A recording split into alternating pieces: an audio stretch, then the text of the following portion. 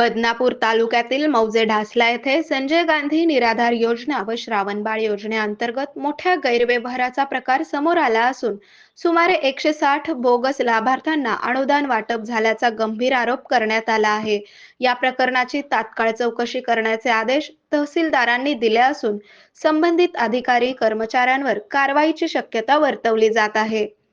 कार्यालयीन नोंदीनुसार ढासला येथे सध्या एकूण 260 लाभार्थी डीबीटीद्वारे लाभ घेत आहेत। त्यापैकी 54 जण अपंग प्रवर्गातील आहेत। मात्र डिसेंबर 2025 मध्ये केवळ 5 अपंग लाभार्थ्यांनाच अनुदान वितरित झाले असून उर्वरितांचे अनुदान तात्पुरते होल्ड करण्यात आले आहेत। या प्रकारामुळे तालुक्यात खळबळ उडाली असून खऱ्या गरजूंना न्याय मिळावा व बोगस लाभार्थ्यांवर कारवाई व्हावी अशी मागणी नागरिकांकडून होत आहे।